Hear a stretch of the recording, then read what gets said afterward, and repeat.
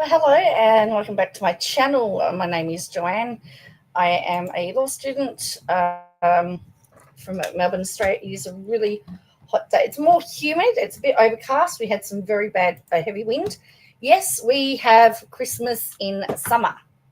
Yes, you might not believe it, but we have Christmas in summer. It looks like it is going to be a warm Christmas day at this point in time. And let's have a look. I'm going to show you what the weather is like right here. I mean, yes, I complain about, I'm not a person that likes the heat. I always say that it's rather to take clothes off. I put clothes on, then take clothes off. It was forecast to be 41 today, Celsius, which is, let me just do that, Celsius to Fahrenheit, it's 105. That's what it was today. I'm sweating. I'm sitting here sweating. I actually have just had just taken a hydrolyte because I'm very much aware of the heat. So currently it is 20, where I live, it is down to 77, but it's very humid. The humidity is still up. So let's see what it is. That was the forecast. So let's have a look at what it actually is now. It says it's currently 37.8 and there's a cool change on its way. So I'll show you this. Okay, so remember this is in Celsius. And this is the Australian Bureau of Meteorology. They've tried to change their name. Hello, Harrison.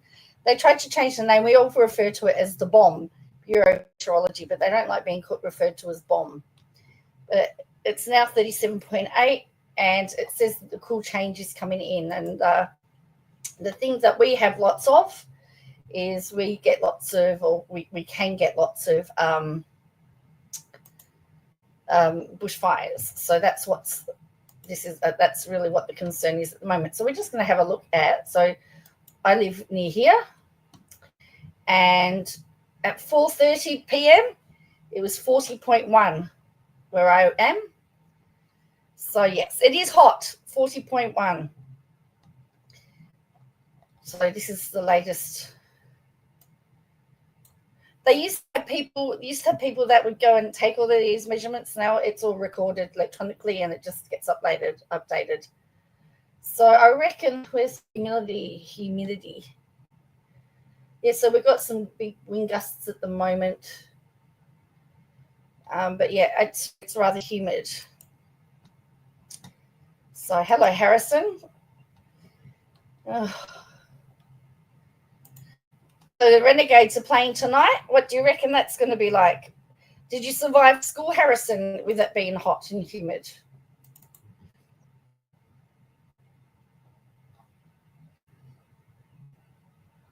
It's nearly 1 a.m. Hello, Michelle. Yeah, look, as I said, I'm just hot. I'm just trying to keep cool at the moment. But as you can see the sweat pouring off me. I've been laying low and been, doing quiet things today, but the sweat's just been pouring off me. But anyway, a couple of things I wanted to talk about. I mean, there's some really, Australia, particularly where I live in Victoria, we're essentially, I'm trying to think of a nice word. We're in dire straits, actually, because we have our state government is in disarray, and the opposition is disarray.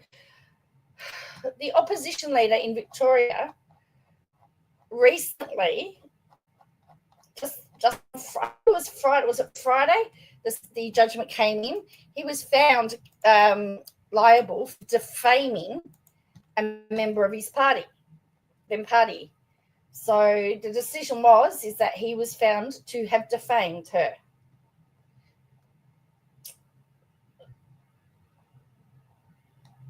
So we've got it all the way down to the end. But yes, it was deemed that he had defamed her. So Pseudo is the opposition leader. He's the person that wants to be in charge. And this was a person that got expelled from the party, and now is trying to get back in the party. Word on the street is that she will try and take over as leader. And then today, the treasurer, who of the state and the government, he's just resigned out of nowhere. And so it's like, well, how come he's just resigned? There has to be something going on. Why would you resign if you're really happy with what you're doing? Now, he has been in Parliament for 18 years.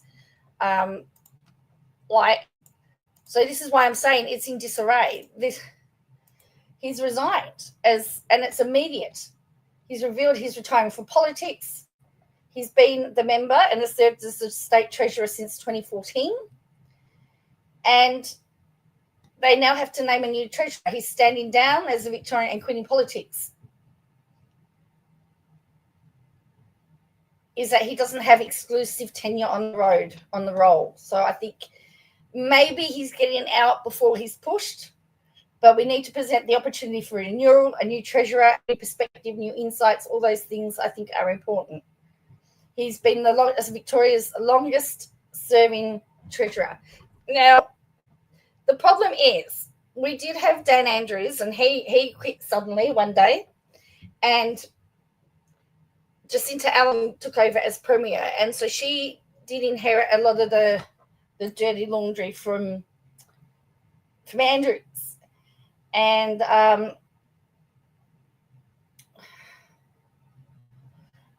so what he's saying about renewal and the time, both parties, both in Victoria, both the government and the opposition are on the nose. So they have to do something. We're still a long way from an election, actually. I think we've still got another 2 years before an election. So the government actually has a time to actually now set a course. But I just don't know. It is really bizarre. So this has come all out of the blue. So all of these things are happening. So we're hearing that there could be on the opposition side, that the opposition leader's job may be on the line. I have no doubt that he will appeal the decision for defamation. Look, it was I still don't fully understand. I guess we don't have to actually understand the whole. But yeah, politicians are just litigation happy at the moment. Pauline Hanson has sent out. She's a federal senator. She has sent letters to the media about defamation. They are just all threatening defamation against each other and to media at the moment.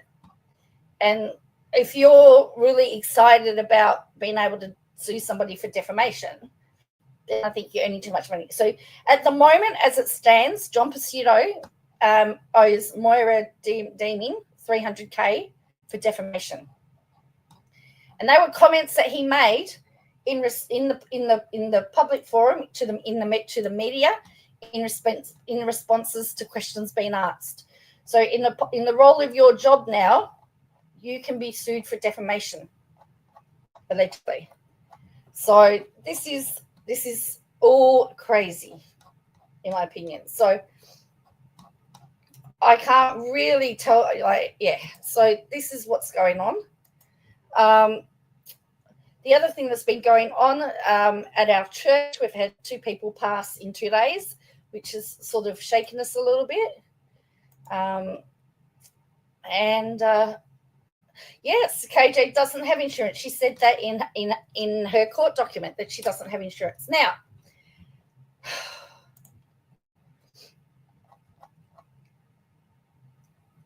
yes, so it's just really crazy. And the other big story is today. I always find this a little bit sad because this one, I'm personally opposed to the death penalty, but the remaining Bali 9 prisoners sent home early with little backlash in Indonesia. So 10 years ago, Joko Widodo ignored clemency pleas and diplomatic process to press ahead with the execution of 2 members of Bali 9. And he wanted to show that Australians were tough on drug smugglers. A decade later, less than 2 months after he took office, the new leader has done the opposite and he's released them, sending them home on humanitarian grounds.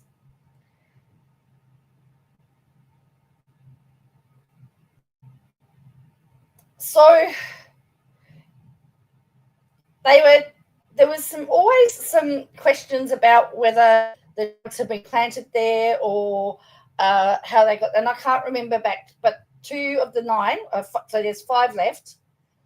5 have been released and 2 were executed.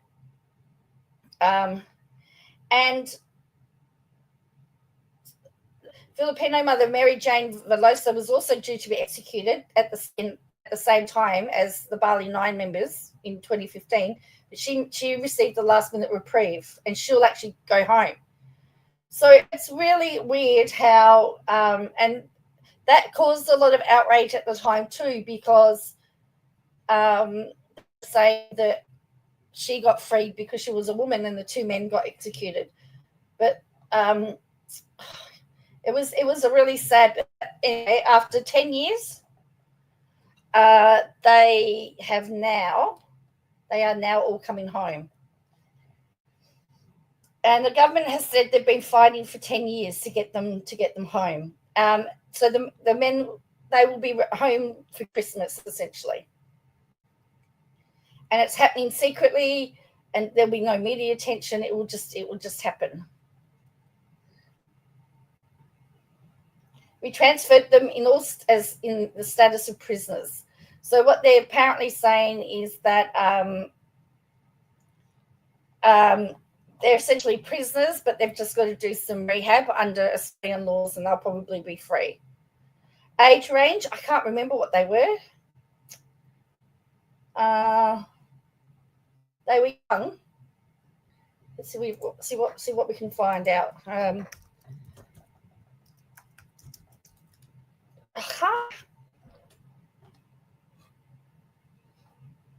Yeah, they were a group of 9 Australians convicted for attempting to smuggle 8.3 kilos of heroin out of Indonesia in 2005.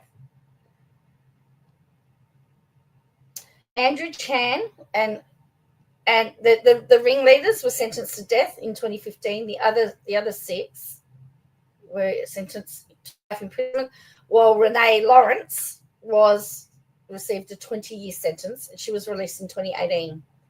So let's have a look. Just trying to see whether I can find out how old they were.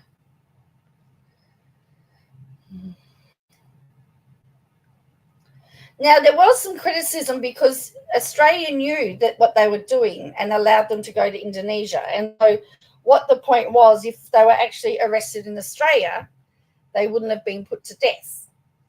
And yet allowed them to go to Indonesia. That was a big controversy at the time as well. There was lots of criticism about that.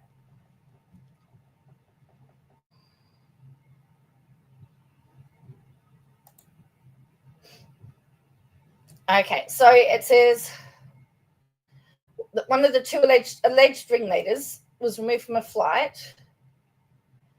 The ringleader was 24 and 21. Had personally strapped heroin to the bodies of the 4 couriers between 18 and 28 at the time.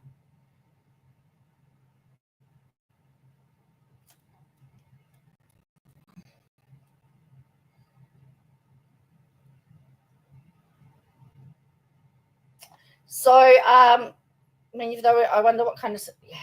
Well, that was the point. That was the criticism at the time, was that if they had been arrested in Australia at that time, they would have been out, and there would have been nobody sentenced. No one would have died. But because they allowed them to go to Indonesia and be arrested in Indonesia and alerted the Indonesian authorities of the arrival, that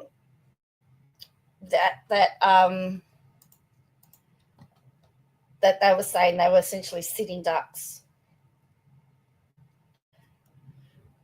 So Kate? So an hour ago, Lama Girl says it's 5 a.m. and KJ just went live again because Faith wants to boo her and cry about the roasting someone paid $50 for. What? So she's been alive again. Yeah, look, as I said, it was 10 years ago. But the good news is the last ones are are being released now, and so that they can have some freedom, and they believe that it's going to be they'll live fairly normal lives now. But yeah, Bali 9, it was probably, there's a lot of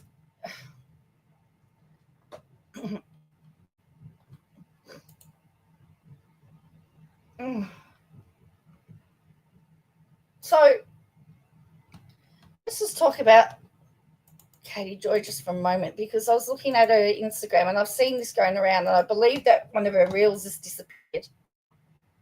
Well, I guess she's got to make it on TikTok, because isn't it going to be banned? We've got this. Katie Joy and Without a Crystal Ball LLC filed a motion for a summary judgment against Dancing for the Devil, the 7M TikTok cults, Miranda and James Derrick, along with Robert Shin, to have the entire case dismissed against me that they filed back in April of 2022. In our summary judgment, we alleged Robert Shin filed a lawsuit against me in an attempt to silence me and intimidate me because I am an independent journalist, not a large outlet. A Netflix series about Robert Shin, Dancing for the Devil, the 7M TikTok cult, was made about allegations against him, which were part of my reporting. Former members shared their experiences, and lawsuits have been filed against him outlining a myriad of actions, including alleged human trafficking, fraud, sexual battery, business interference, and unjust enrichment. The allegations against Robert became public back in February of 2022 when family members of Miranda Derrick live on Instagram to share their concerns about her involvement in a high control group, which made them believe she didn't have control of her life. The judge seeks a full dismissal of the case based on the fact that Robert Shin cannot prove actual malice against Without a Crystal Ball or Katie Joy. Additionally, he cannot prove damages because Robert Shin, Miranda Derrick, and James Derrick failed to provide court-ordered discovery, including tax returns and contracts that would show damages. We also argue that Robert Shin has used Katie Joy as a scapegoat in order to deflect from the allegations that former members have lobbed against him. We remain hopeful that the summary judgment will be granted and this will finally end the frivolous lawsuit Robert filed against us in 2022. On Monday, December 9th. Now tell me, why does she speak in third person until the very end when she says us and me? If you're going to talk to your 68-page brief, we know she does sound, but she couldn't even read. She was still stumbling over her words, even though it was her own statement. Because she said, Without a Crystal Ball and Katie Joy, she would have been better off to say, here is an update as to what happened between the lawsuit involving myself. But then she talks about, we are confident of winning. Why didn't she say they are, because she was talking in third person. So you can't talk in third person and then switch to first person and vice versa. That's not how it works. That's not very good writing. Someone needs to give her a lesson on tense, past and present tense. As I said, I don't know, but I think she's grasping at straws. She's desperate. Oh yes, sorry. This is the second time the live was removed suspiciously. Oops. Oh, look, Melanie Wilkins' live stream from 2022 is suddenly not available. She did not remove the live stream. This is occurring in the middle of my lawsuit where Robert Shin is trying to claim the Wilkins, and I crafted the story. I don't ever remember him. I don't remember anything that where he said that she was plotting with the Wilkins. Why on earth? I've not read that in it. I've not read that in any of the allegations, the defamatory reports. Is trying to claim the Wilkins and I crafted this story together and knew each other before they went live. I haven't read that either. This link to this live is in my lawsuit and will not be accessible to the judge. What?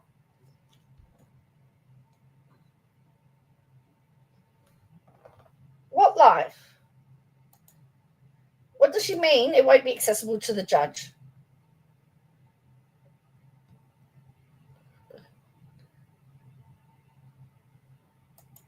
I don't know what she's talking about. And then she's really on the Gypsy Blanchard. And again, sharing reviews, bad reviews. Is this a case of unjust enrichment? I mean, business tortious interference. One of Gypsy supporters paid a TikToker to roast my moderator Faith. Why? Because Faith doesn't support profiting out of crime. I think it's okay to support someone that murdered their mother and now using online secret. I think you need to re-examine your life. Okay. So, and don't forget, Katie Joy is also back. She's been flagged a few times too. She's really still alive. Well, they have included a lot of video, and what I have said is that some of the videos are damning. And it's interesting because some of the stuff that she has included, like she talked about the waterboarding, and that the waterboarding was in fact related to somebody not involved in the case. It's is it Hannah? Did she say it was Hannah Shin's voice, or it was somebody else's voice? It was a lady's voice. To say that she talked about and so, Ben, we've heard the clip. It doesn't say who did it. It happened in the church, but that doesn't mean that Robert Shin's involved in it.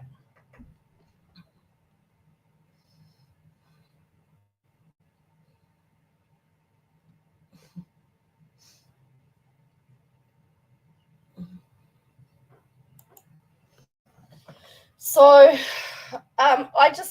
she needs to get herself clean, and some help. She's going to need it. I'm really I just can't believe that everybody eats up what she says. Everything that she says, they all listen to. Everything she says, they believe. If we go back to that this post here and look at the comments here.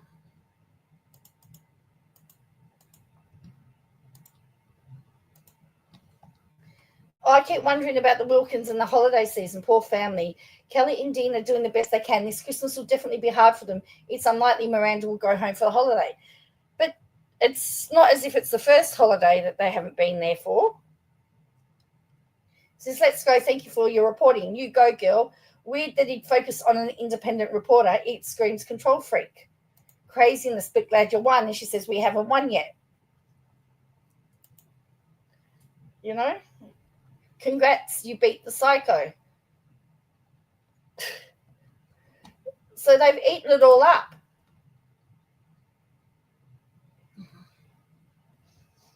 But she's definitely been all over Gypsy.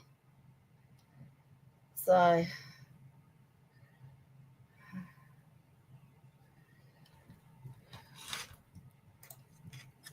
well, Llama Girl has done the Lord's work again and is getting her TikTok blows. She's obviously banned me because I can't even access any of her TikToks now, which, doesn't really worry me, to be honest with you.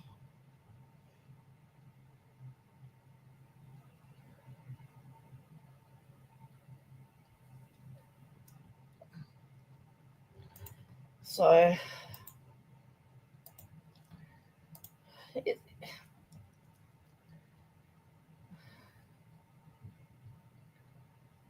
and she was on live for 4 hours. Like, she was 4 hours. Too bad she doesn't read the other side submissions. Well, too bad.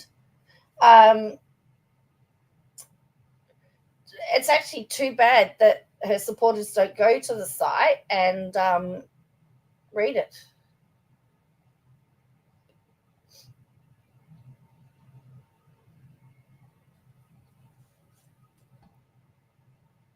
Because if they read all the documents, they would start to question everything. You've got to question everything.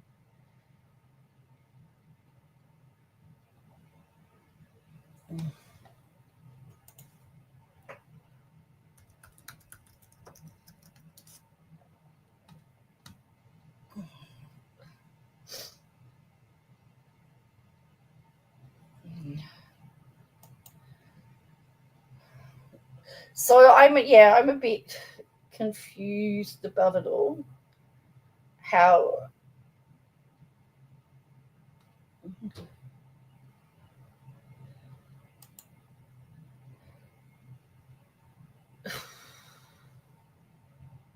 so apparently this got taken down according to Miss Balls. So she said, earlier this week, a live stream from 2023 was suddenly deleted from the Wilking Systems page. Melanie did not delete the video. She does not know how it was removed. Earlier this week, my lawyers filed this document linking the live stream to a summary judgment. Now the judge won't be able to view the video. Seems like odd timing. But here's the thing. There's a lot of her. Why did they? Here's something I personally want to know. Why didn't they download the video, the said video, and give a OneDrive or a Dropbox links? Because most of the documentation that I see that involve links these days, all the videos are actually downloaded and saved on a cloud storage somewhere, and they can go and they just click on the link and it goes to cloud storage. It is my opinion that you can have the original link here and say it was originally here, but here is the exact same thing. Here's the exact same thing on the cloud. We downloaded it on X, we downloaded it on such and such a day, and here is the copy from that day.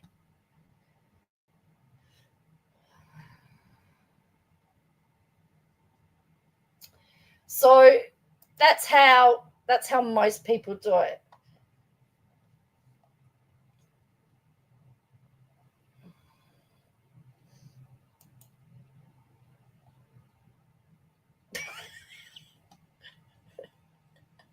Look at this one.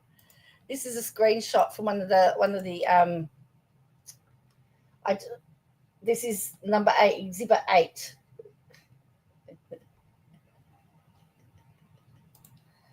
Yeah.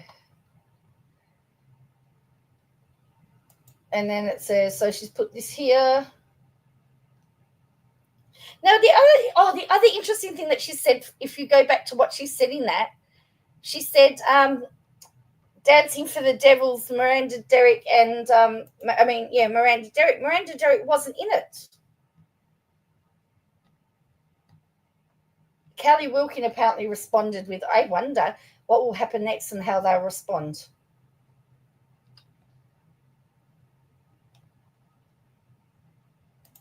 Look, they have got some really good stuff, and it's really interesting. Have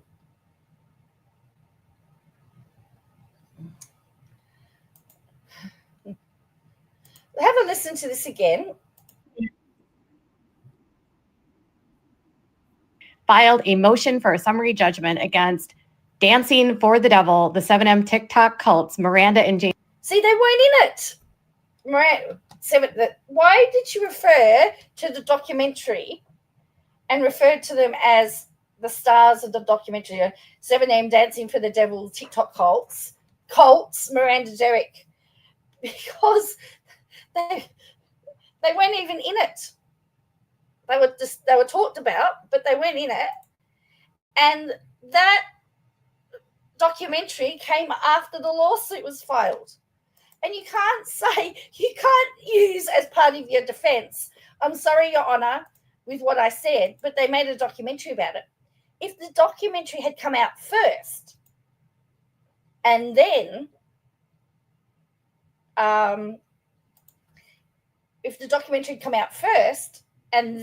she was sued for defamation after reporting on the documentary, you could then refer to the documentary, but the documentary came out after. The question that needs to be answered is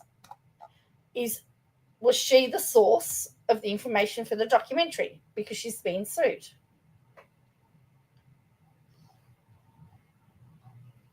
And if you can prove that link, that because she reported and then these people reported and then these people reported and then these people reported, like if she was the catalyst for all of that, then it could be then you could be looking at tortious interference, business interference, all of the other stuff.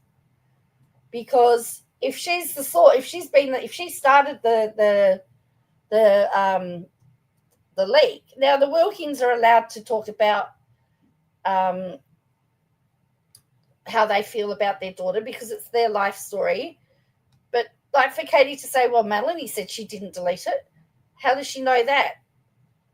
Would Melanie admit that she deleted it even if she didn't delete it? What's she going to say? Oh, yes, Katie, we deleted it. We didn't delete it. Or did someone report the video?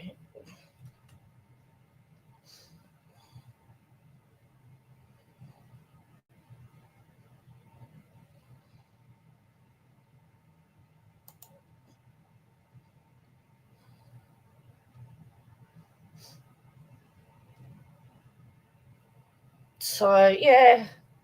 Oh, look, I don't think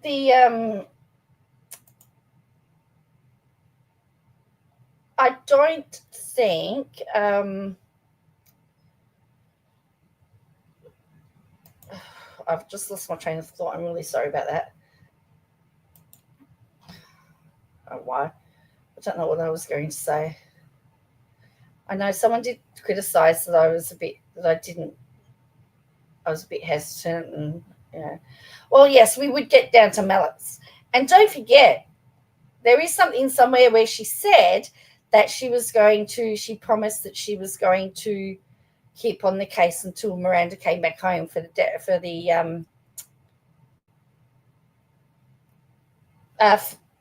Wilkins.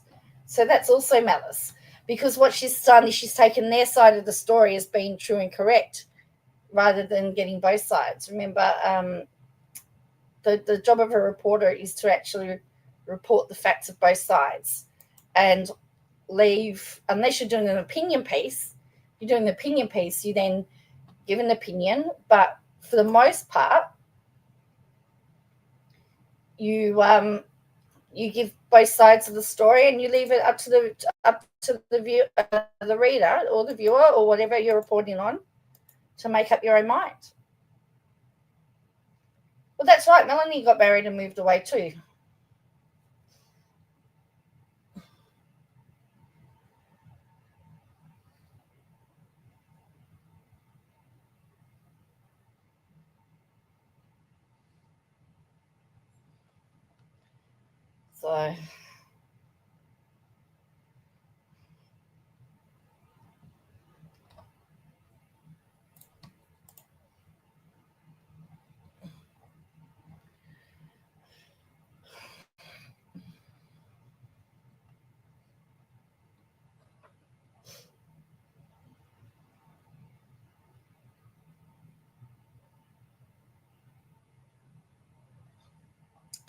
So, yeah, that's really, she was encouraged to contact brands and got them.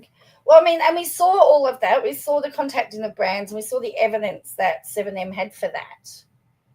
So, and we know that 7M doesn't exist as a management company anymore. And if that's purely because of that campaign, again, here's the other thing. Why is she still talking about something that no longer exists now? Yes, she doesn't have insurance. She said, but yet she bragged she had insurance.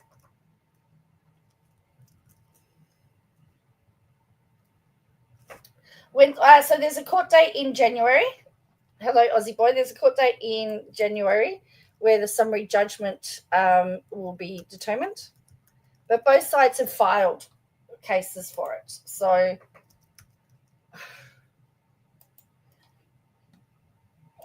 because the very first, looks like the site's down anyway, the court site's down, because it all comes down to, whether it's the statements are factually true. Where she says it's based on opinion from her cumulative reporting. I mean, I'd like to see, I would love to have her in the witness box and have to explain how she got all of these, where she got all this stuff from. She doesn't need to give away sources. She could say that she spoke to somebody on this date and they stated this. She spoke to somebody else on this date. She read this. So, I would love to see her have to explain herself in the witness box, how she got it all.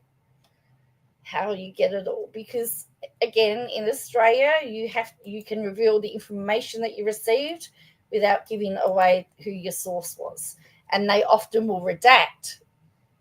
I'd love you to question her. Oh, she wouldn't. Well, she would. She would say, "Joanne Cochrane is insane."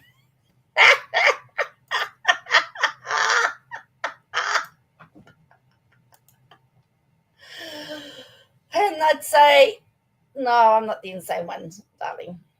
You are. See, I always say, and I live by the statement that you're free to think what you like. You can do as little as much research on a topic as you like. You can have an opinion, and it can be different to mine, and I can live with that. And I would encourage everybody to go to the court and have a look and read the documents for yourself. That's the only way you learn.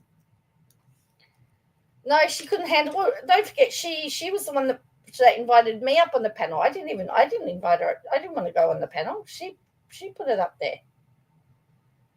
So it was her doing.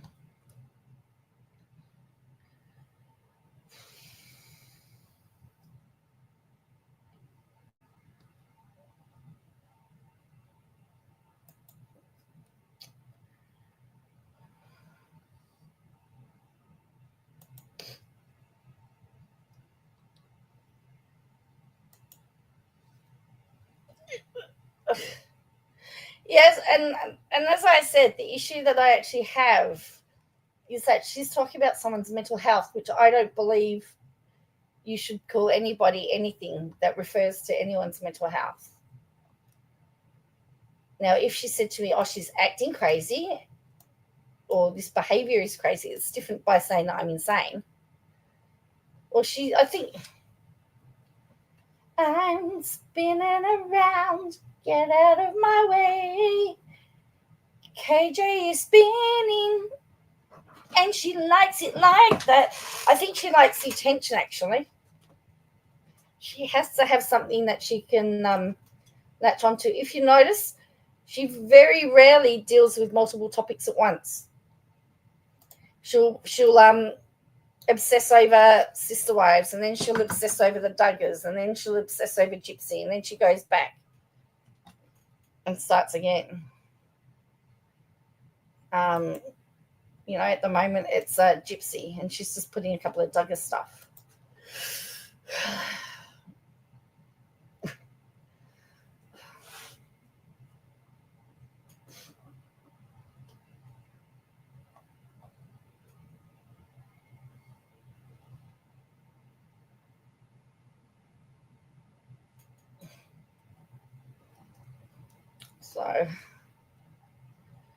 So I've got a rent inspection tomorrow, which I'm not really excited about. It's going to be a bit cooler tomorrow. Looks like it's going to be about, well, they've said today, they've released the day forecast today, and it's going to be, they're saying it's going to be 87.8 Fahrenheit or 31 degrees Celsius. So it's just a little bit on the warm side for me, but that's okay. I don't think KJ's in a position to judge others. Ignore her. Of course. Hello, Plan to Create. How are you? Is there no alcohol policy? Wow. Well, on TikTok.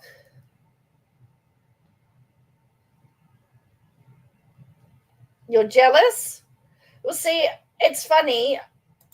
having only ever had, summer, only ever having summer at Christmas, I would just love it to be freezing cold one day.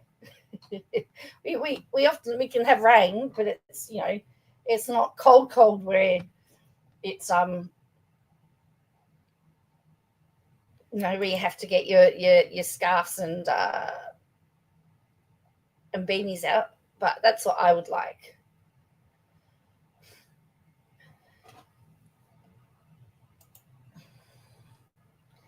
Yeah.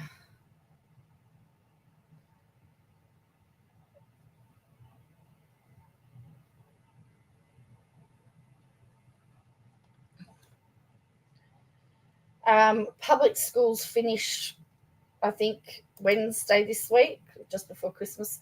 So apparently there have been lots of... Yes, it's reached 40. Yes, it did reach 40. Well, it's reached 40 in my area just recently. Geelong, Melbourne Airport, Laverton. I live in Laverton. Well, no, I don't live in Laverton. That's the nearest. They're just reporting Laverton, Horsham, Kyabram, Shepparton, Yarrawonga, all nudging above late 40s this afternoon.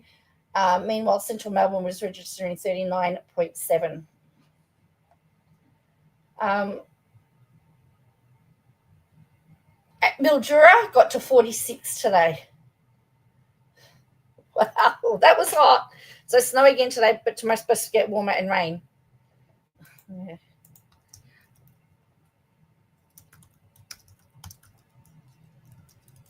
So I live near the Laverton weather station. So that's really where you've got to pay attention to the weather station. So here's the current. See, I find it really weird seeing, everyone talk about cold at Christmas time. So actually, at the moment, Melbourne Airport's 39.3, Avalon Airport's 40.2. It's 40.2 at the weather station in me. 40.1. So I'm between these. I'm between the Laverton and the Point Cook weather stations. 40.1. So they're the metro ones, and it does say that these have not been quality controlled, so they do get checked. So then we have to go. Mildura got to 43.6. Well, Swan Hill got to 42.5. Neil 35.7. Stall 40.8. 40 in Ararat. Just having a look where it's got to. Yes, so that's Central, Avalon. Ballarat got to 37.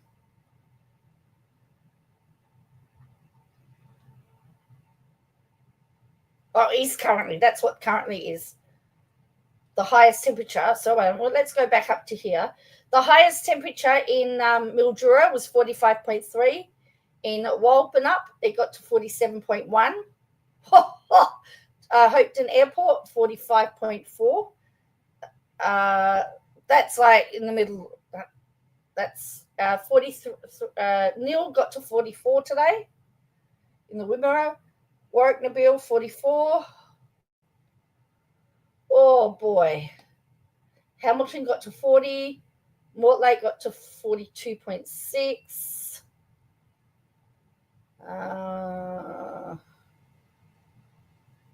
Geelong Racecourse got to 42.3 today. What have we got here? Kyabram, 42.7. Now, this is the northeast. So Mount Buller is one of our, Mount Buller and Mount Hotham are our snowfields. So in winter, Mount Hotham, you can go to Mount Buller in winter and go skiing. And that got to 23.8 today. Mount Hotham Airport got to 28. It's interesting. So our posties have been on strike for 5 weeks. Our government is trying to order them back to work. Apparently, Santa's been the only receiving. Wow, that's interesting.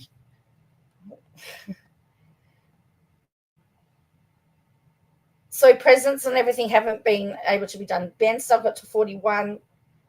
So I would say it was definitely. I think it's up there as being, well, it's the first hot day for our summer this season. So yeah, Malakuta 31.8.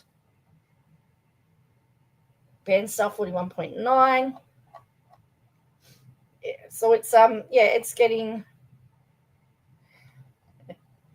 Well, that could be a good thing too, because if you get bills in the mail, you can't get bills. If you don't get bills, you can't pay them. It looks like where I'm living, it's slowly going down. So it's currently 40.2. Well, Amazon still comes. So we still have private independent delivery services. So I mean, if they picked up the parcel, if some of the independents picked up parcel services, stuff would get through, I guess.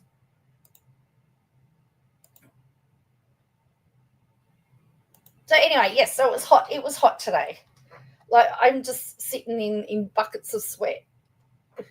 I'm going to go jump in the shower. I'm going to go and jump back in the shower. I called for mine last month, and we'll be calling again tomorrow.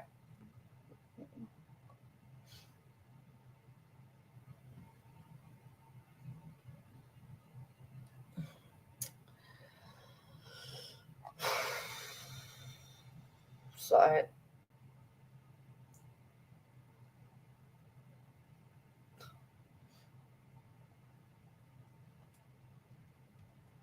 but we have exorbitant price for shipping even locally. Wow. Look, everything's going up. It's just ridiculous. I get really angry that companies make billions of dollars of profit, and they're still saying we can't afford to keep the prices low. They've got to go up. It's like, well, hang on a minute. You need to cut us some slack here. Imagine if people were paid for what they were worth.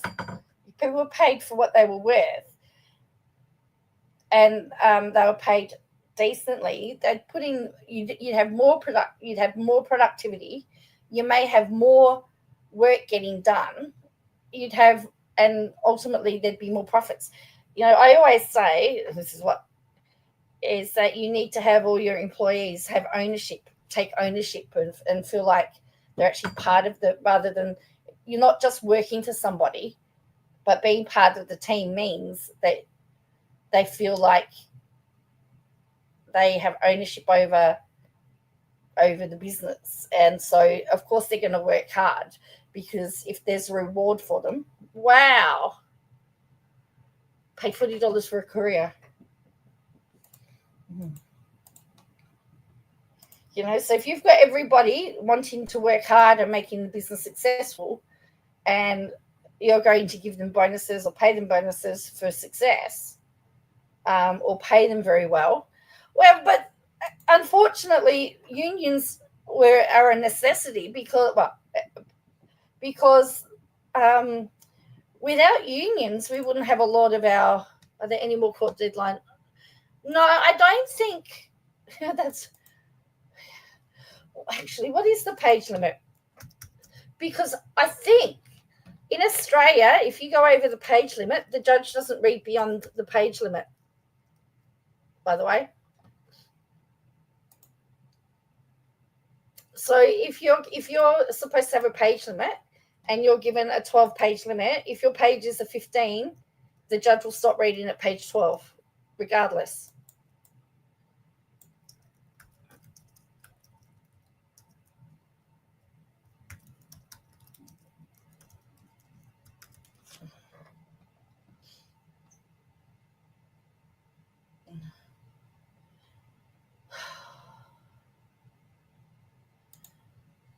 The page limit for memorandum of law with a motion is 35 pages.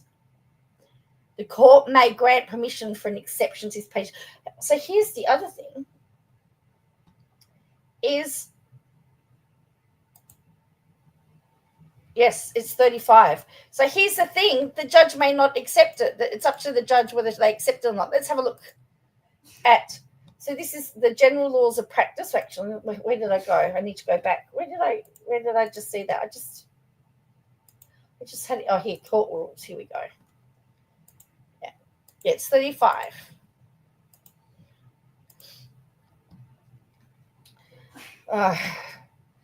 Motions.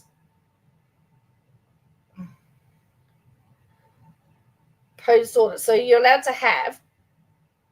Now that doesn't mean your exhibits. It'll be 35 pages by the moving party. Yeah.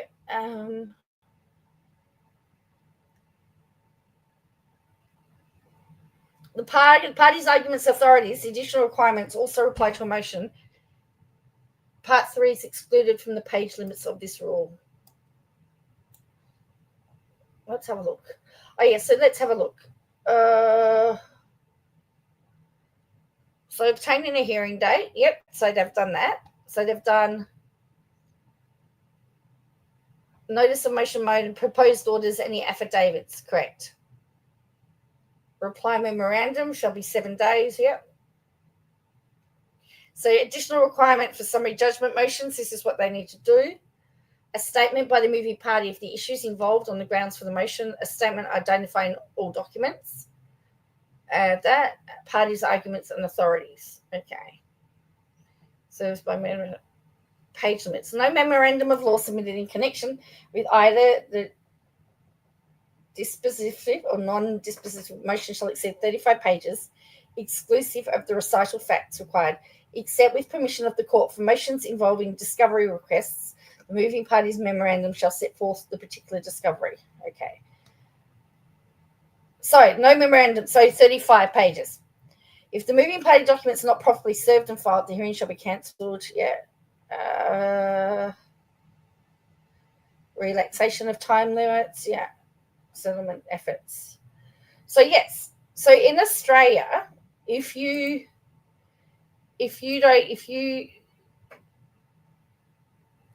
yes, that could be seen as tortious interference, Aussie boy. It could be deemed that. I'm just looking at these cross-reference rules because I'm looking to see whether they have a rule. So as I said, in Australia, we've been told that if you file as soon as you, so essentially the judge could get to page 35 and not read anything beyond 35 pages.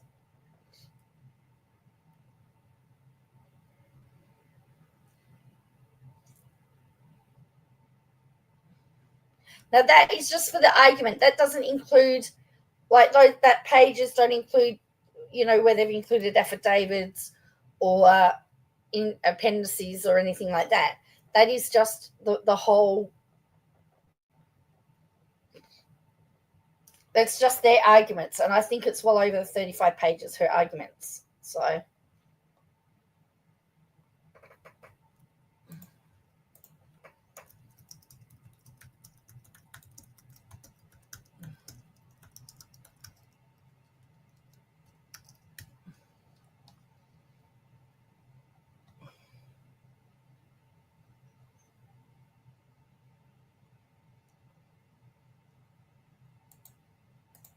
So my understanding, so you would be able to, so I think you have to, you have to, normally you would apply, you would need to apply to the court, I think.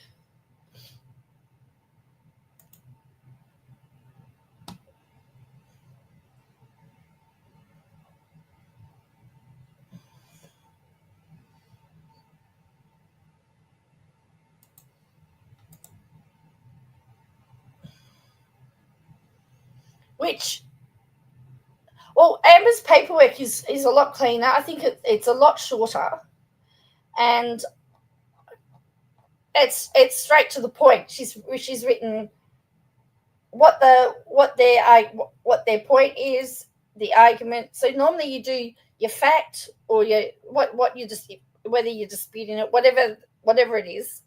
So, on this post we were defamed by this, and then you give your case law example, you give whatever it is, and then but yeah, I'm not sure whether it says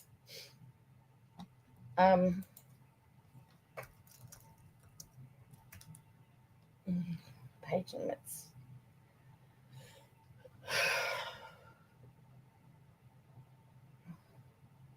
But yeah, I wouldn't be bragging that I filed 68 pages because, considering that according to the court rules, it's only 35. I did question, Michelle says, didn't KJ's attorney submission look like it was written by KJ herself? It was a little bit higgledy-piggledy, in my opinion. I said, this is just my opinion.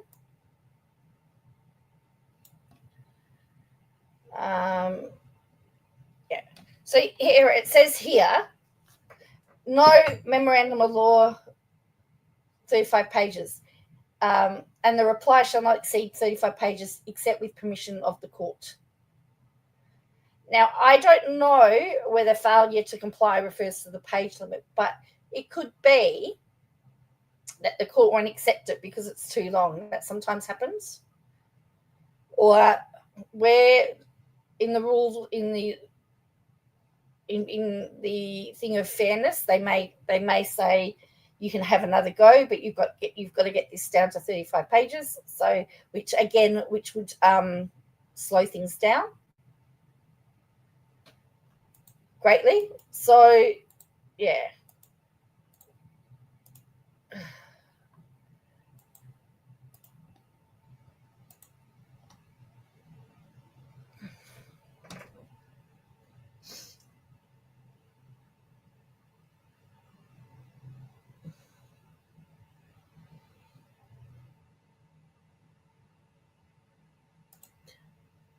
So it says, so this is the civil procedure, summary judgment. So again, we've got the motions. This is another rule, a court rule. Time to serve the motion. Yep, we've got that. Supporting facts, objection. So it says supporting factual positions. Party stating there is no general issues as to any material fact must support the assertion by citing particular parts of the material in the record, including depositions, documents electronically stored. You can only talk about what is on file.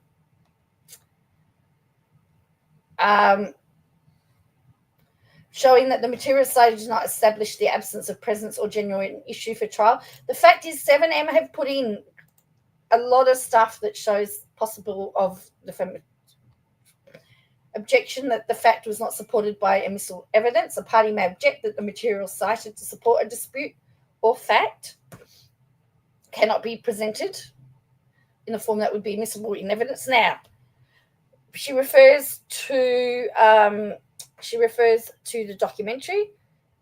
There could be an argument whether the documentary was in fact able to be quoted because of the fact that all of this has happened after. Affidavits must be made on personal knowledge, set out facts that would be admissible in evidence. Where facts are unavailable, the court may defer considering the motion, allow time to obtain affidavits or take discovery or any other issues.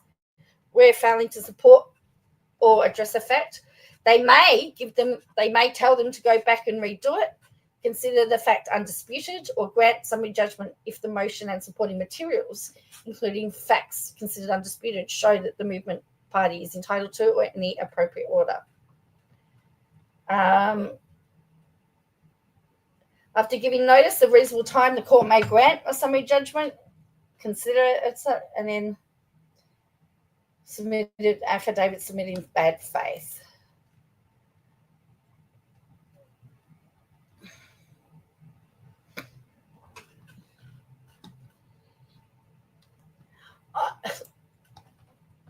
in a lot of cases, they will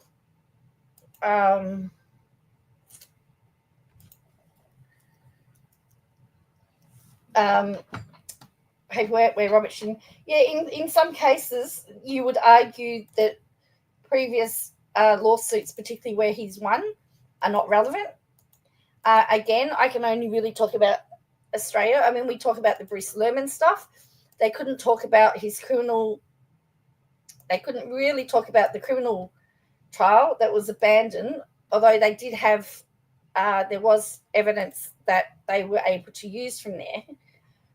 But that didn't come about. They could not discuss that as a proper basis of an argument until we got to settlement and judgment. So, yeah.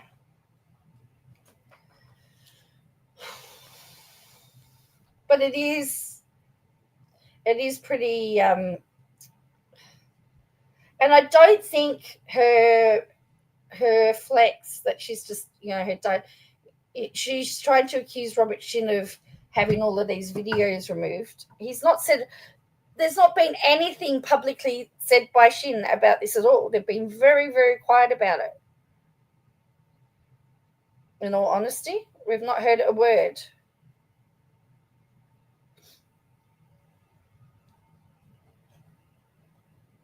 So,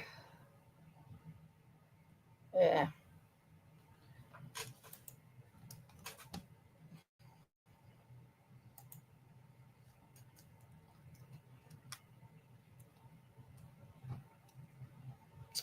Oh, we've gone down to 40. We got to 40.6.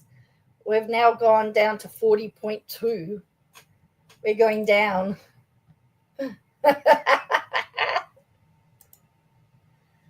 Yeah.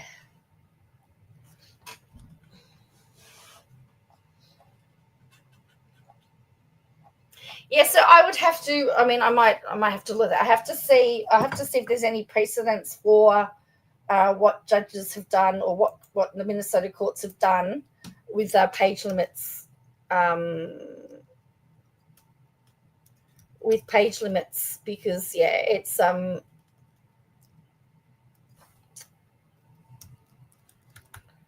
in the past, because that's the only way we're going to know what they've done in the past. But as I said, the judge would be well and truly in their rights. I mean, to be honest, 7M could have basically written, we asked for a summary judgment because Paulson has actually exceeded the page limit requested, the required page limit, and therefore has breached court rules, and therefore what she's written should be inadmissible. I mean, that would have been the simple way to do it.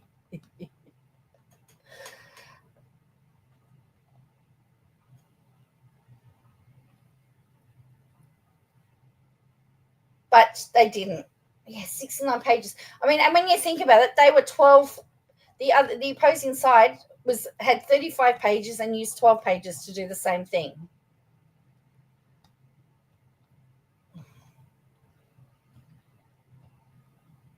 No, I haven't listened to it. I need to. I mean, it is easy to talk about. It's a lot easier for me to talk about the Australian court system and how stuff works than one that's overseas. So she's paid $75 for that motion.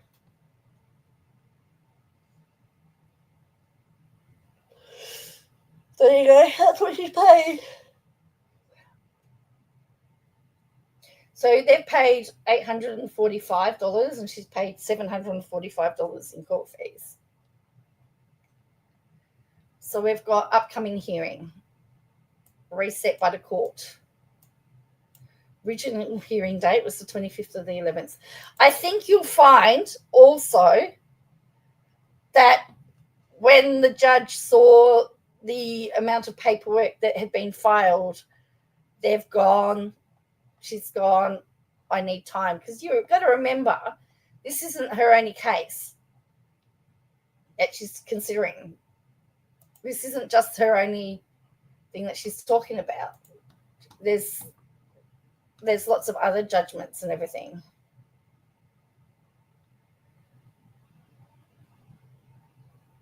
Said it was around 30 pages or more.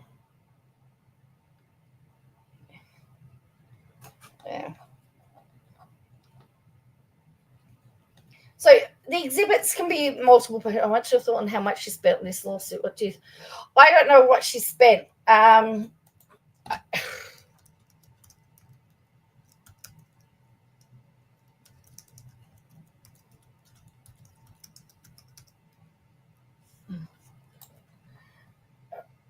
You'd be looking at.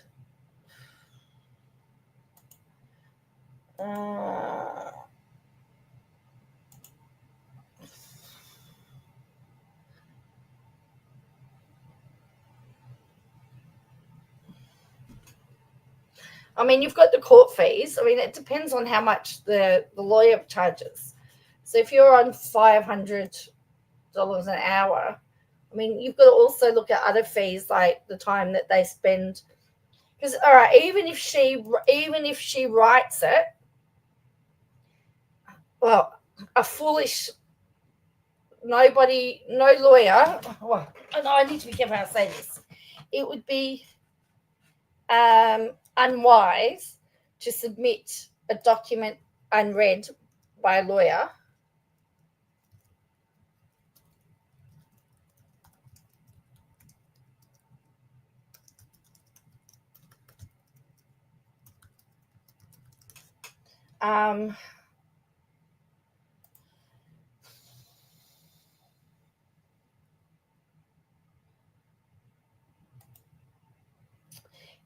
It's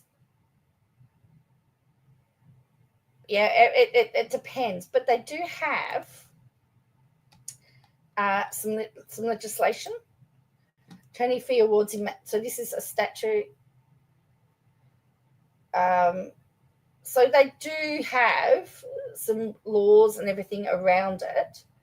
Settlement of tort claims against the state, limit on fees. Would a lawyer sign it? They would if they've read it. They would need to read it because ultimately they're putting their name on it.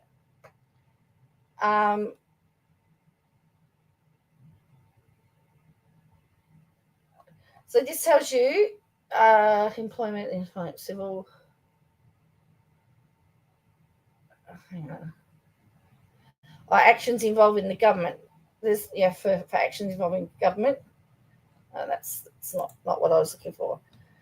Yeah, you'd be very foolish if you just let somebody write something and you put your name to it and then you do nothing.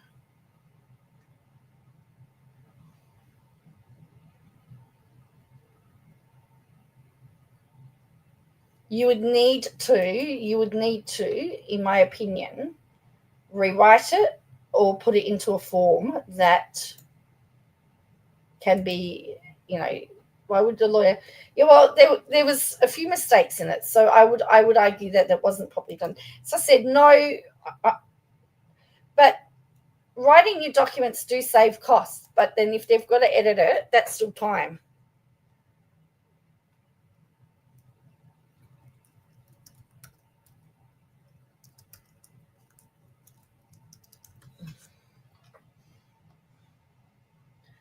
Just trying to find her lawyers. What was it?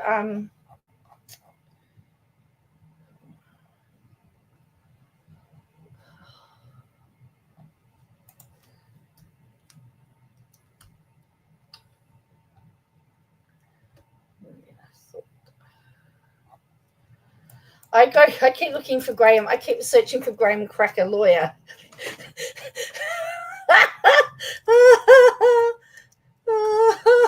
It's like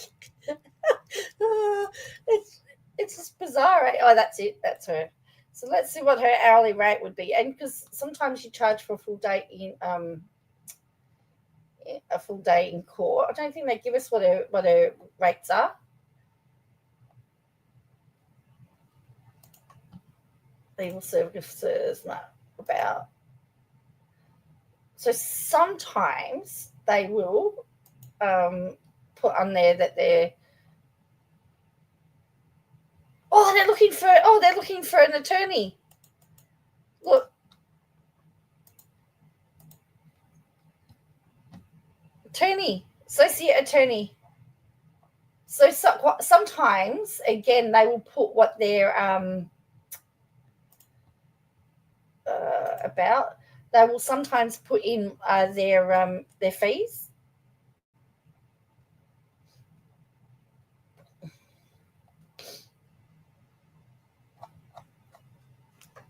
So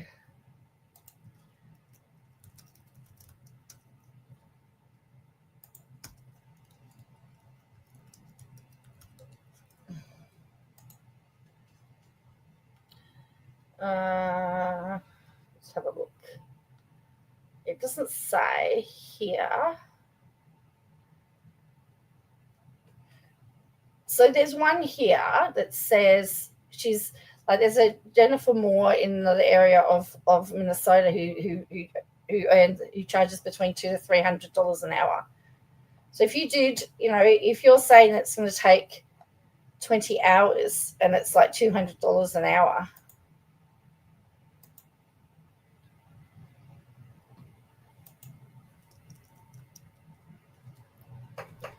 She will use this. I have no doubt she will use her son as a shield at some point in time, particularly if she's got to go to court. I have no doubt about that.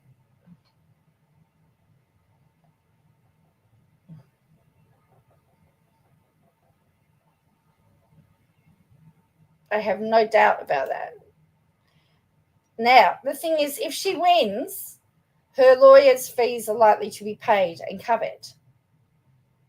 But if she loses, she's not only going to pay her fees, but Amber, what's Amber's? I reckon, let's have a look. Amber.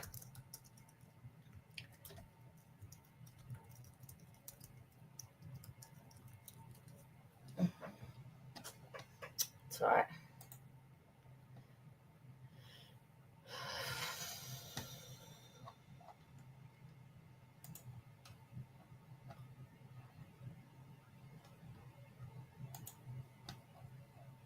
So, and Amber's a one lawyer person as well. She's only got herself.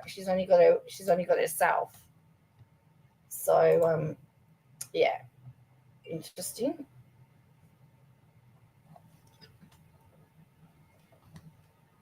I know. I would be annoyed. I would be really annoyed if I had to sit and read something over 30 pages more than what I was supposed to be reading. Yeah, I would not be very happy. As I said, the judge may decide not to allow it into the court, or the judge may decide. So again, I can only talk about in Australia, they talk about it being read. So they'll say, I need to read this affidavit. I'd like to submit this affidavit as read. So just because it's gone into the court system doesn't mean that it's accepted. And they'll say, can we accept it as read? And the judge will say, is there any objections? And they'll say, well, we object to paragraph such and such and such and such. We would like this to happen. And they'll say, read except for this part. So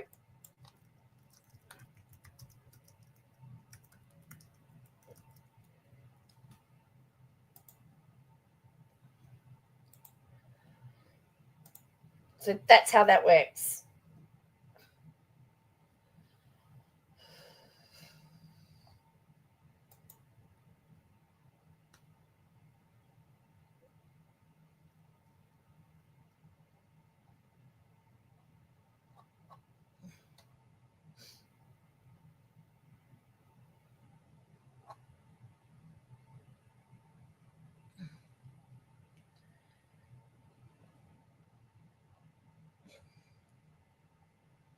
Yeah, so there was a limit, 35 pages. 35 pages is what it was. Yeah.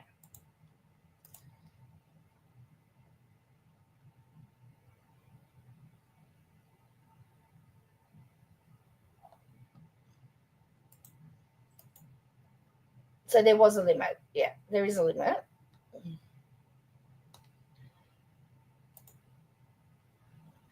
don't forget, there's also the costs involved in 7M's going to pay for the cost of Amber to sit and read that. There's the cost involved in the other side having to read that, having to read it.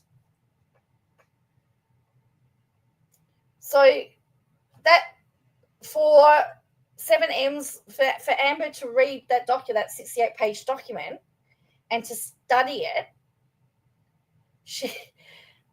it's going to cost them money too.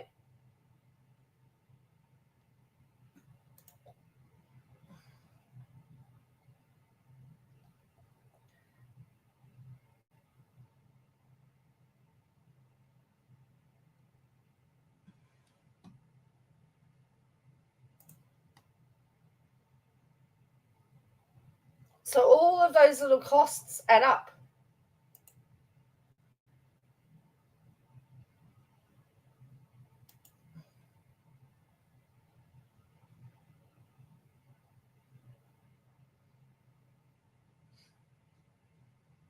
Well, not if they win. That's right. If 7M wins, then all of those costs will go against Katie. And if Katie wins, then all of their costs. But that's a very interesting thing, though, is that 68 page document is costing everybody time to read. Oh, we're down to 39.3 degrees Celsius now. We've jumped another degree.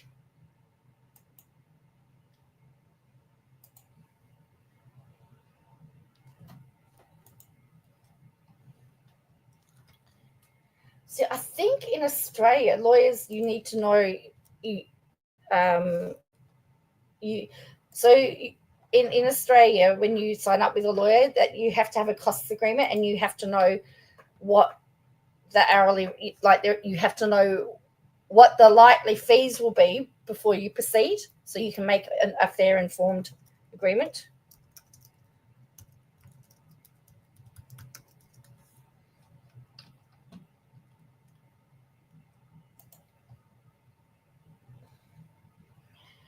So I've just found this. It said, oh, here we go. Here we go. Here's some more court rules. This is under fees. So there are rules as to what they can do. Lawyers shall not make an agreement for, charge, or collect an unreasonable fee or an unreasonable amount of expenses. The factors is considered in determining the reasonableness of a fee.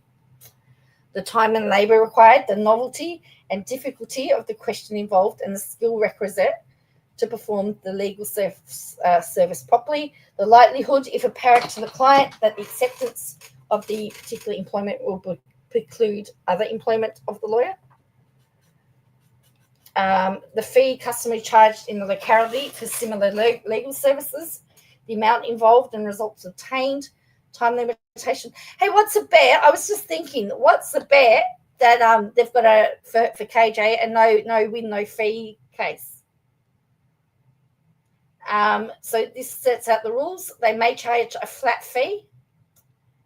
They may charge a fee to ensure the lawyer's availability to a client, particularly for court dates. Fee agreements may not describe any fee as non-refundable. A fee may be contingent on the outcome of the matter for which the service is rendered, except in a matter which the contingent fee is prohibited by paragraph D or other law. So that's like a no win, no cost. A lawyer shall not enter into agreement or charge for any fee in domestic relations matter, payment or amount of which the contingent upon a divorce or upon a, so you can't use a divorce settlement as an arrangement.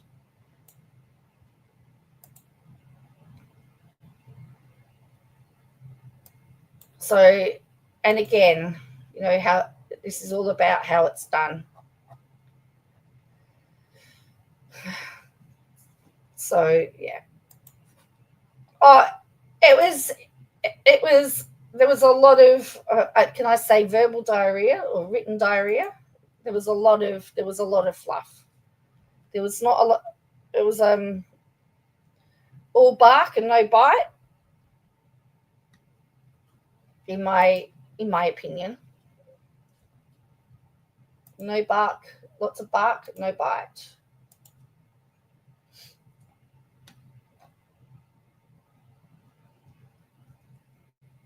Oh yeah, that's the bad rooster.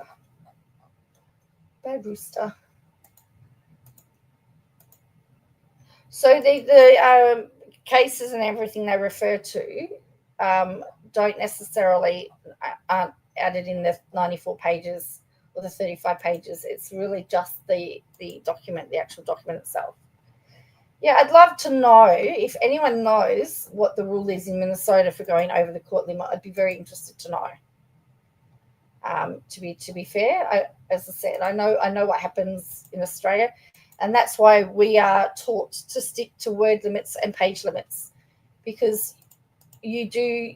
And in fact, there has been cases, I've watched cases where the lawyers have said, Your Honour, we don't think we can do this in that amount of time. We both think that we're going to need additional pages. And the court, the judge then goes, okay, well, how many pages do you think you need? Or one judge says, how many cups of coffee am I going to need to read it? I will give you an extra little bit.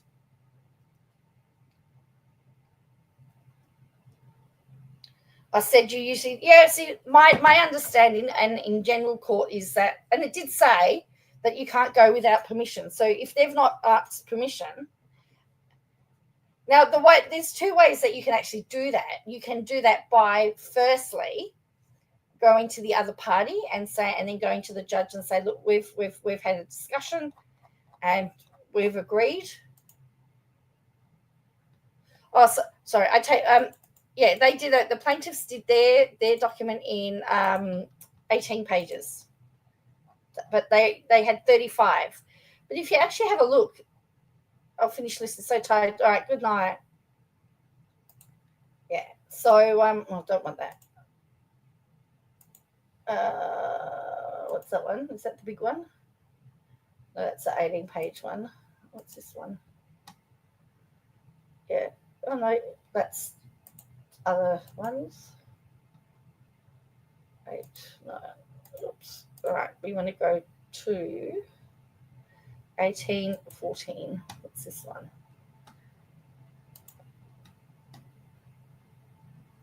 Oh yeah. And then she put an affidavit in support of that. That's right. Now here, remember how I said about normally you do OneDrive links? The attached exhibits are screenshots of each relevant post enumerated in this affidavit. The OneDrive link to the same shall be filed with the court confidentially pursuant to the agreement of the parties to keep the depositions reference confidential until further agreement or ordered by the court. So Amber has said, I've put a screenshot here, but we will give to the court a OneDrive link with the original. So exactly what I said, that they usually do it. They usually say, we will give you a OneDrive link. That's why I don't understand when they talk about the fact that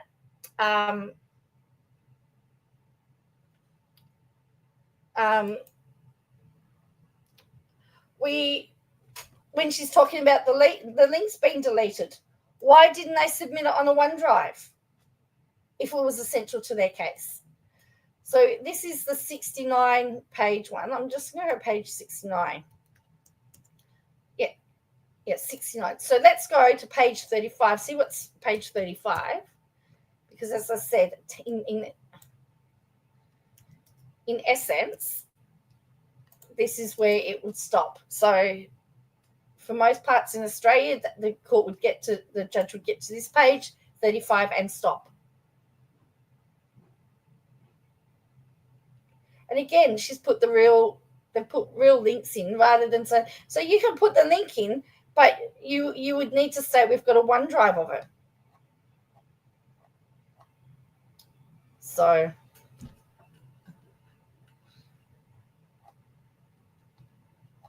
It doesn't make any sense.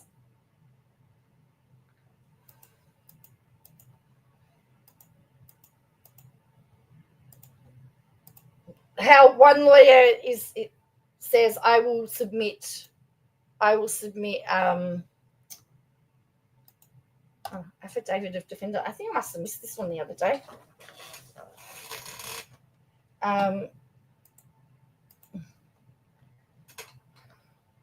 Let's have a look at this one.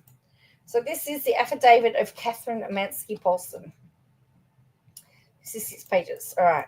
So I'm going to make this big so you can see. You don't need to see me.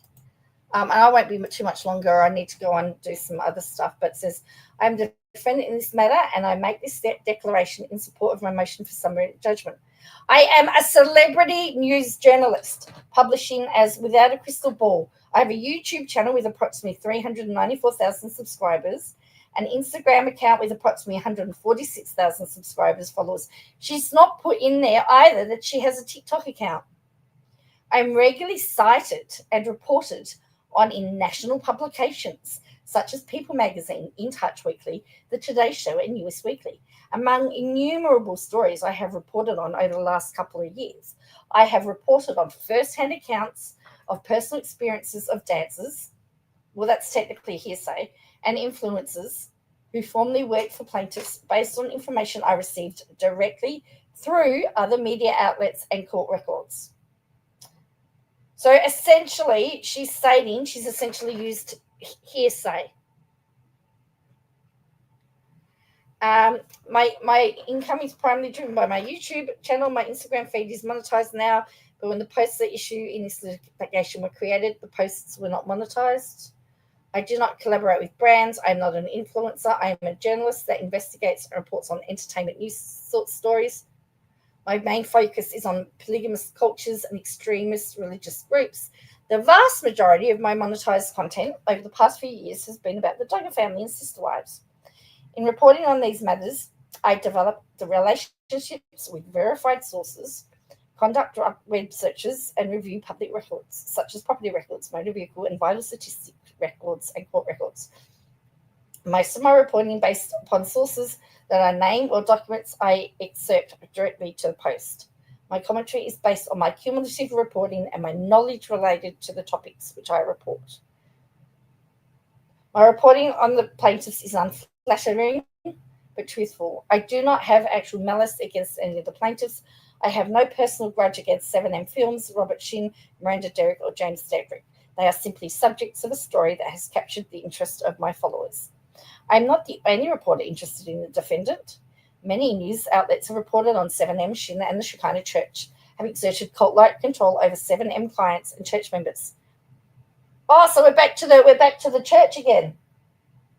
Stories appeared in Rolling Stone, Daily Mail, blah, blah, blah, blah, blah, and in smaller blogs and YouTube channels. Most recently, Netflix produced a documentary entitled Dancing for the Devil, the 7M TikTok cult. Former 7M clients and their families and friends, as well as Miranda Derrick's family members and former employees and numerous other individuals who have personal knowledge have featured prominently in these stories. To the best of my knowledge, defenders are not suing Rolling Stone, Daily Mail, blah, blah, blah, blah, blah. They are not suing Netflix. They are targeting me because I am small enough to punish through cost litigation. As a journalist, I am accorded significant protection under the First Amendment of the United States Constitution. I understand that these protections are not absolute and that a claim of defamation may arise if I make untrue statements with actual malice. My first report appeared after one of my followers tipped me off that Melanie Dean and Kelly Wilkin published a live video on Melanie's Instagram page. Prior to the Wilkin video, I did not know the Wilkin video. Didn't she say that she reached out to them? After my first report, I was able to obtain information from friends and families of 7M dancers, former members of the Shekinah Church, and from 7M former clients. Where possible, I've included sources for each of my posts. At times, sources have requested I maintain confidentiality. I've released those names to plaintiffs under a highly confidential designation. So she has revealed her sources. During my investigation, I became aware of several lawsuits brought against Robert Shin, the Shekinah Church, and other entities affiliated with these organizations. I obtained copies of documents directly from court websites and in some cases directly from litigants. Specifically, I procured documents and information about Lydia Chung's lawsuit through the court's website. At no time did I ever knowingly publish a document that was covered by protective order in a case where I was a party. Hello, Vidandra. A non-exhaustive list of my human sources for the material I published. Her human sources? Has she got non-human sources? Sorry. Lydia Chung, a former member of Shekinah Church, who sued Robert Shin and companies related to him for fraud, conversion, and violations of wage and hours laws. Now, bearing in mind, Shekinah Church is not a party to the lawsuit, and Lydia Chung was not part of 7M. Leah Parrott, Daniel Joseph's sister, Scott Hensington, an NBA talent coordinator who contacted the LA Clippers, Melanie Dean and Kelly Wilking, Priscilla Lee, one of the individuals who sued Shin and 7M Films in the lawsuit filed in LA.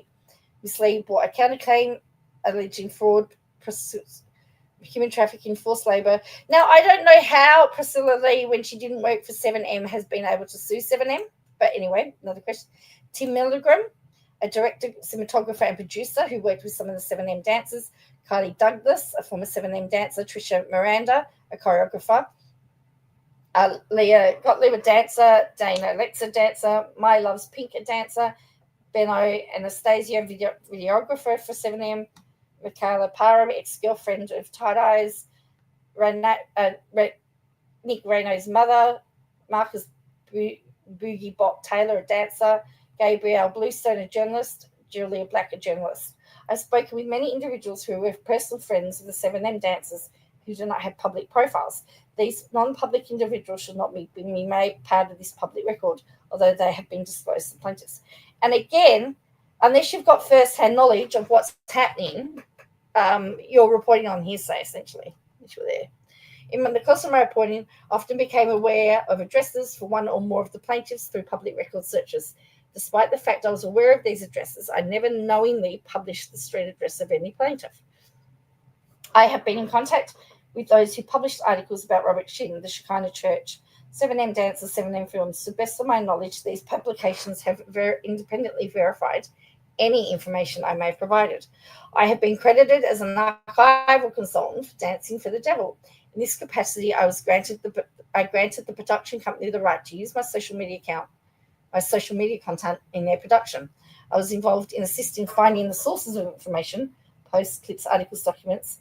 I was not listed as a producer or director of the documentary series because that was not my role. I was not on site for filming, nor did I speak with any of the people who were on camera during the filming or production of Dancing for the Devil. So essentially, all she did was give them access to her social media. During my reporting, I occasionally posted material that may not have been true. I occasionally post material that may not have been true.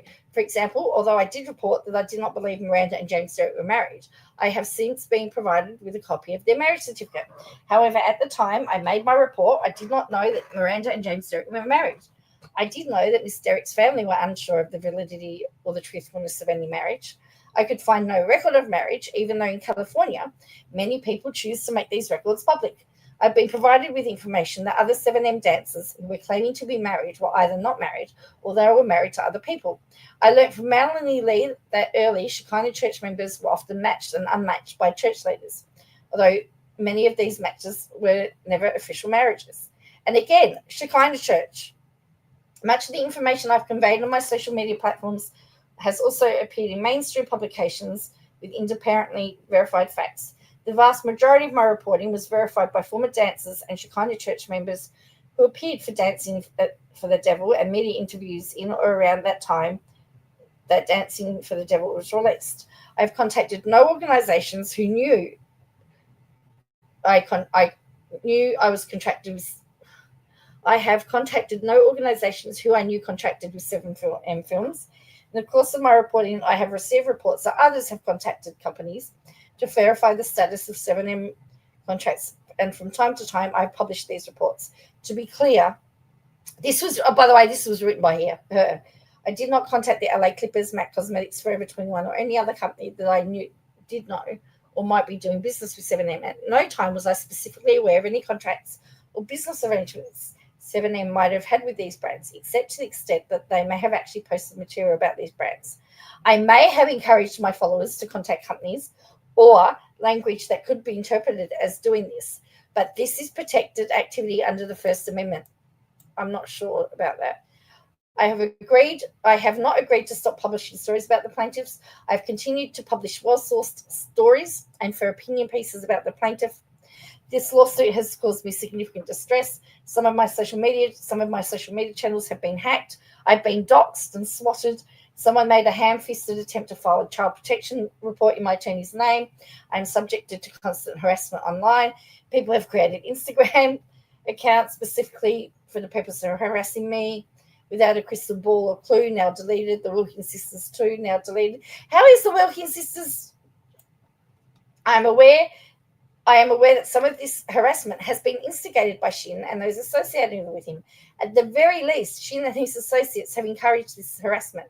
As a minor public figure, I am familiar with the need to have a thick skin, but I do not feel that anything I have said warrants harassment that threatens me or my family's safety. Really? Okay. So that was her affidavit.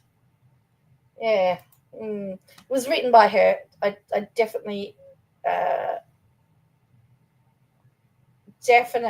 would say that she wrote that.